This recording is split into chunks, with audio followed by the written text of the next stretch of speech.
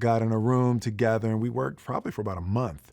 Everyone going through, and we would do scenes once in a while, but it was really diving in and understanding the low self-esteem of these characters and how their low self-esteem drove them into the lives that they've created for themselves, you know, and the questions of what makes somebody a bad guy. And that was always one of the questions that was at the forefront for everybody. What makes someone a bad guy?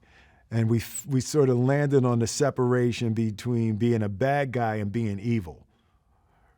And that, you know, David, probably about 3 weeks in, we landed on that idea that it's not a movie about good versus evil. It's a movie about bad versus evil. The way that David directs and prepares is really actor-centric, right? So he wants everything to be authentic. He wants as many of the people in the scenes who really have done those things in the past, whatever their characters call for. So you're rubbing elbows with the real deal. What happens is it just gives an extra level of authenticity, because between takes you can say, "Hey, listen, I'm doing this. What do you think?" And I say, "No, do it like this. Hold it like this." You know, so there's a sense of endless information available to you before you step in front of the camera. Deadshot sort of sees himself as the elite. You know,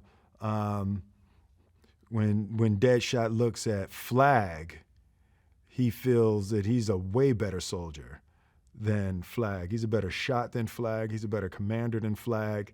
And actually, the only difference between Deadshot and Flag is what team he's on, right? So Deadshot looks at Flag as one of the worst bad guys.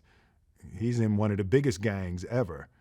And the only difference is he has money and, you know, he has a couple of stripes, right? So I think there's also a little jealousy that when Deadshot sees soldiers and they're a group and they work together and all of that, there's a part of him that yearns for that and knows that he could have been that, but he chose a different life. And maybe as when the movie starts, it's just about getting to that point that Deadshot is thinking, maybe I might have made a wrong turn or two in his life.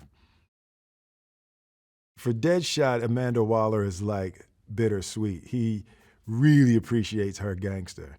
There's no lie in Amanda Waller, you know. So there's the part of him that appreciates that, but then there's the other side of it that he really doesn't like being used in that way. You know, Deadshot kind of considers himself the best user ever. So to get jammed into a situation where he's being used in that way is really a bruise to his ego. This cast really bonded in a special way that isn't always the case. I think we all felt honored and excited to be a part of it. Everybody checked their egos at the door. And I think we legitimately like each other. I think that, you know, I think when you start there, when it's people that you would hang with off camera, then I think it adds an extra element. You see it on screen. And David Ayer actually he had to slow us down a little bit. He was like, no, you're not friends till later in the movie.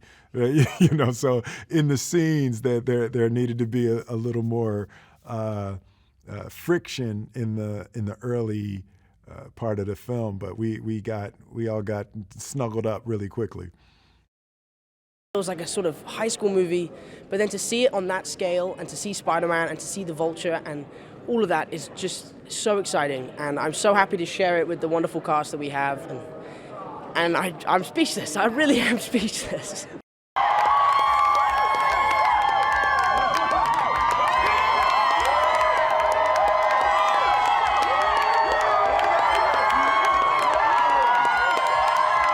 Life and how you think about things and how you change things, and you just think differently. You see the world differently.